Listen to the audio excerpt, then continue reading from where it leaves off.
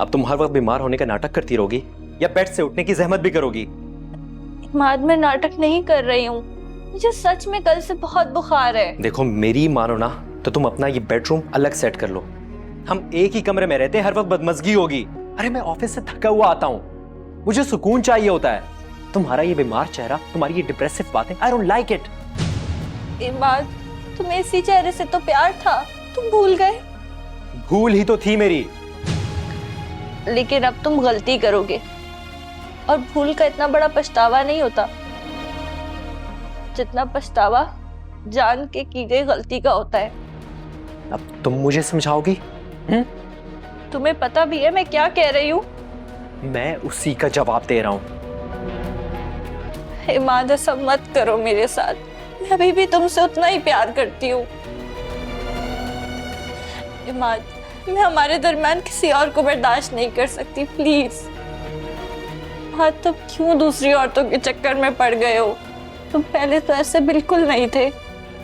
अगर तुम्हें यकीन है ना कि मैं पहले ऐसा नहीं था, तो सोचो कि मुझे यहां लाने में हाथ किसका है, मजबूर किसने किया? इमाद, मैंने तुम्हें हमेशा अपना बेस्ट देने की कोशिश की है। The best? वाह भाई, मेरी माँ से बदतमीजी, हर वक्त लड़ाई, आयजा से दोस्ती, यह है तुम्हारा द बेस्ट? मतलब जिससे हमारी दुश्मनी हो उससे तुम्हारी दोस्ती है। जब हमने तुम्हें घर आने को कहा तो तुम नहीं आई, आयजा के कहने पे तुम आ गई, यह है तुम्हारा द बेस्ट? इमाद, इन बातों का ये मतलब तो नहीं है कि तुम किसी और लड़की को ले आओगे अपनी जिंदगी में। मतलब तुम मत निकालो, तुम बस मकसद समझो। क्या? For God's sake नवीन, मैं एक ही बात तुम्हें बार बार रिपीट करके नहीं बोल सकता कि मेरा बेडरूम छोड़ दो तुम। मैं नहीं जाऊंगी, ये हमारा बेडरूम है। तुम मुझे चैलेंज कर रही हो? मैं कहीं नहीं जाऊंगी, कहा ना मैंने।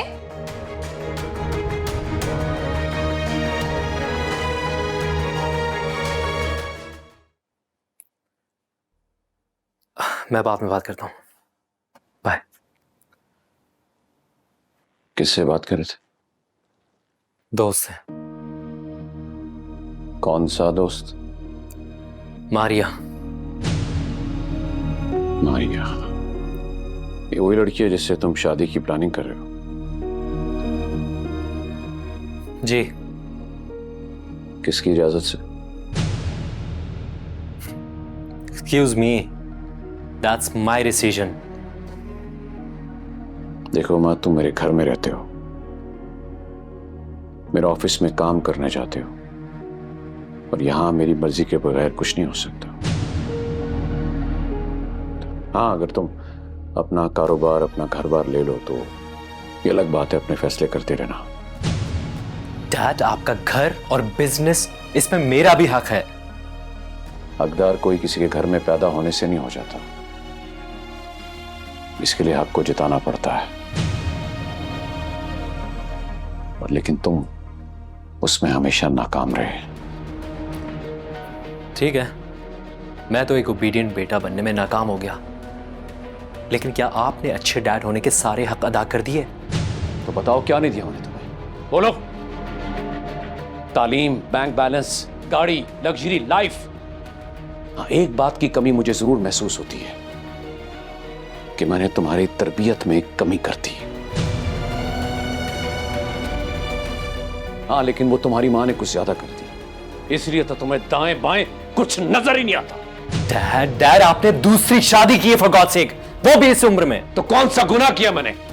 एक हक हलाल का काम किया है, वो भी अगर तुम्हारी माँ मुझे अगर पुरसकून रख सकती तो इसकी नौबत ही ना आती। अरे क्या गलत किया है मेरी माँ ने जो आप सौतन उठा के ले आए? मर्द को घर में सिर्फ सुकून चाहिए होता है, और तुम्हारी माँ को सिर्फ हुक्मरानी का शौक है, जिसके लिए वो किसी हद तक भी जा सकती है। उसको एक शौहर नहीं, गुलाम चाहिए। वो और गुलामी की जिंदगी सिर्फ गुजारी नहीं, काटी जाती है, और मैं कोई सजा नहीं काट सकता।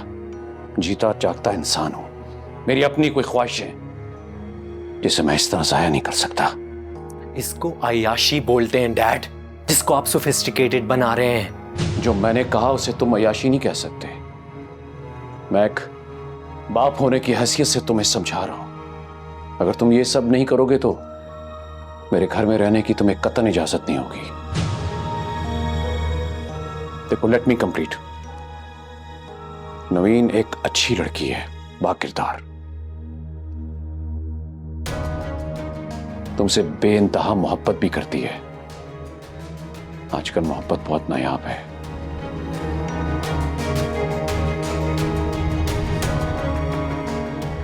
तुम जैसे लड़कों के पीछे सिर्फ वो लड़कियां होती हैं जिन्हें सिर्फ दौलत से गर्ज होती है। दौलत खत्म तो मोहब्बत भी खत्म, फिर वो किसी और के पीछे जाती हैं। इससे पहले कि पानी सर से गुजर जाए, कुछ समझ लो। True dad, true. लेकिन आप भी केयरफुल रहें ऐसी किसी लड़की से। अमाद, जो मैंने कहा है उसे याद रखना।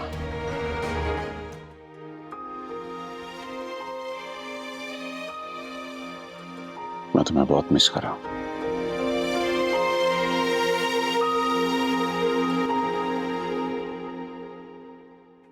अब तो आ सकती हूँ। यकीनन आपकी बीवी को कोई एतराज नहीं होगा।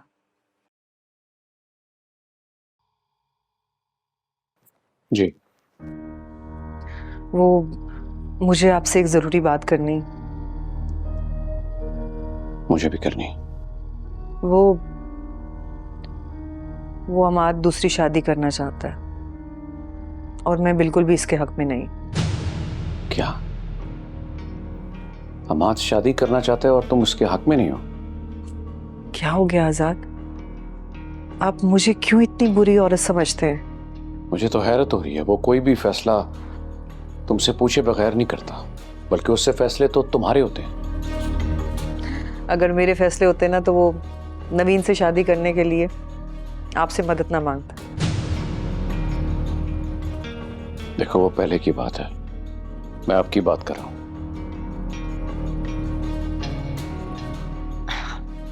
लेकिन मैं तो आज भी वही। बस आपने बहुत छोटा कर दिया मुझे दूसरी शादी करके।